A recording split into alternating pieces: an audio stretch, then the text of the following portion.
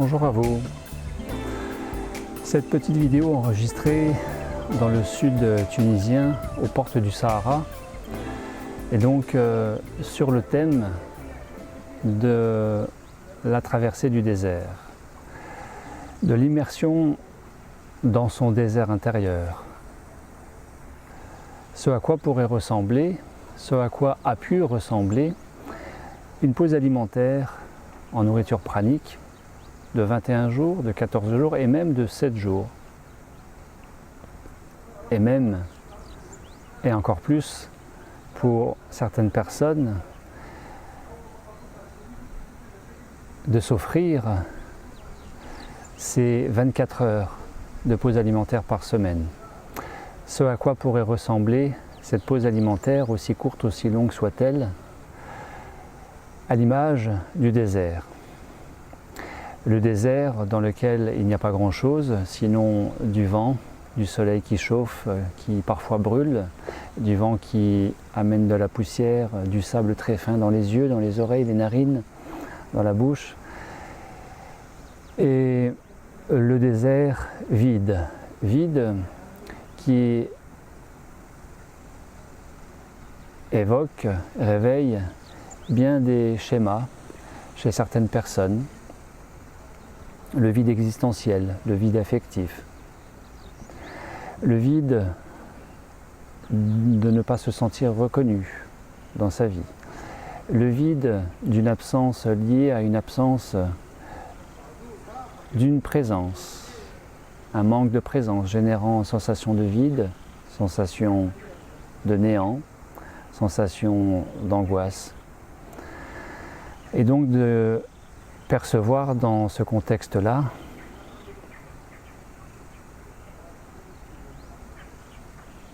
une impression d'abandon.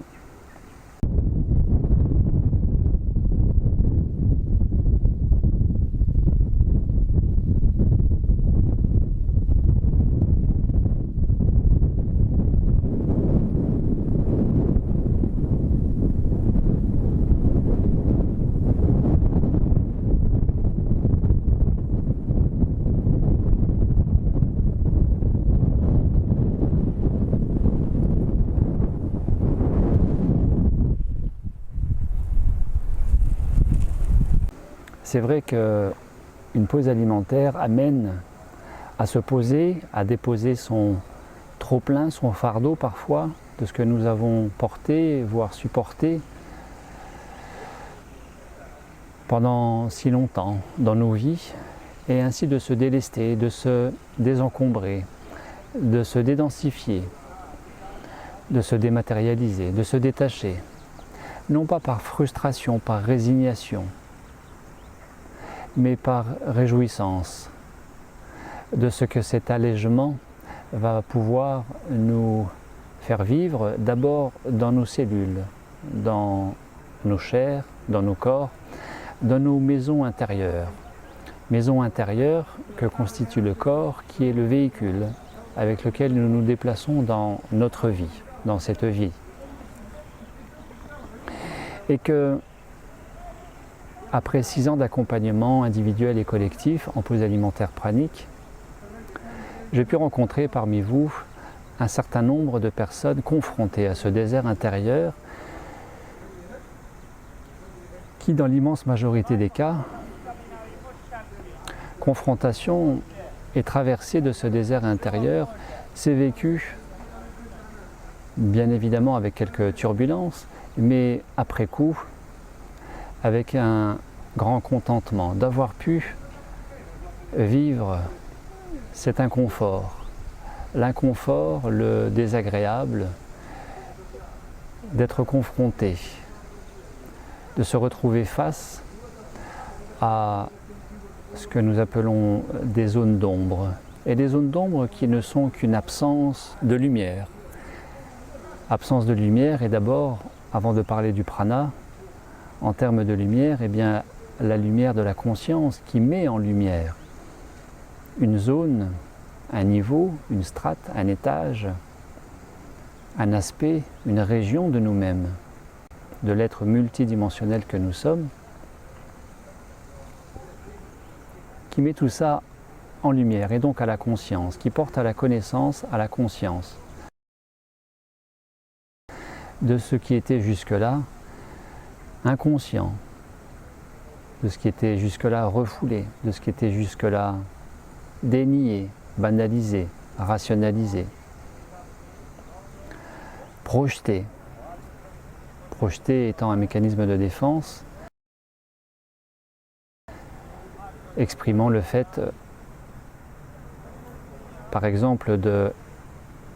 reconnaître sa propre responsabilité, mais sur le compte d'une autre personne. Le cliché type étant « c'est de ta faute ce que je vis ». La projection empêche la responsabilisation. Or, nous sommes acteurs de nos vies, acteurs, actrices de nos vies. Et ce que nous vivons s'inscrit en nous, les fameuses mémoires, d'un passé relativement récent ou relativement ancien, peu importe. Et passé mémorialisé qui peut se réveiller, et en particulier dans le cadre d'une détoxination sur le plan physique pendant cette pause alimentaire, dans le cadre d'un déconditionnement des schémas limitants mentaux émotionnels, et ainsi à partir du moment où cette pause alimentaire vous invite à lâcher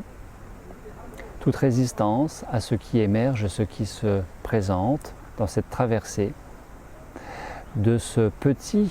ou grand désert intérieur lors de cette pause alimentaire, et bien de l'accueillir, dans ce lâcher-prise, de l'accueillir, mais surtout de le vivre pleinement. C'est la meilleure façon de vivre son désert intérieur et de se rendre compte que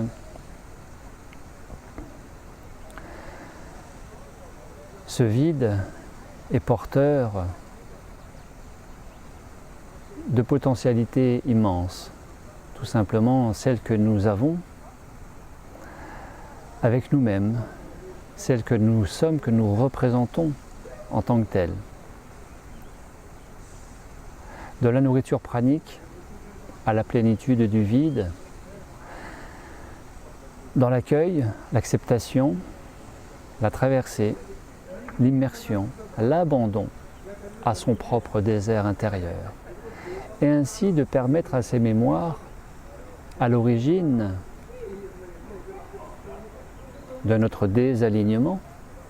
de s'intégrer, tout simplement de s'intégrer et par conséquent de nous permettre naturellement de nous réaligner grâce à ce désert intérieur que nous consentons à visiter pendant cette pause alimentaire que je vous invite véritablement à vous offrir, et à commencer par 24 heures par semaine, chez vous, tranquillement, sur une journée où vous êtes le moins sollicité, une journée de repos où vous restez de préférence à la maison. Parce que c'est déjà dans un esprit de retraite que doit se vivre la pause alimentaire, aussi courte soit-elle, quelques heures par semaine, ou aussi longue soit-elle, quelques semaines, 14, 21, 28 jours, de la nourriture pranique à la plénitude du vide. Ce thème aujourd'hui, de traverser son désert intérieur, ne peut pas ne pas me faire penser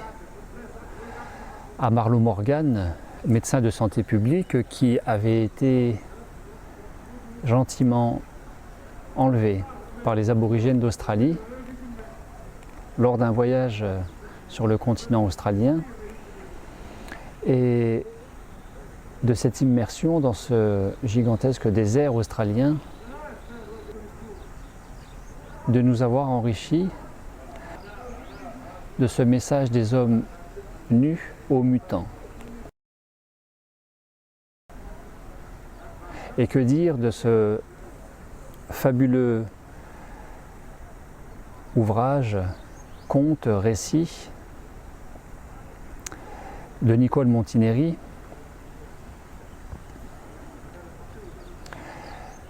sur l'histoire de Zosima, le moine Zosima, en plein désert du Moyen-Orient, rencontrant Marie l'Égyptienne.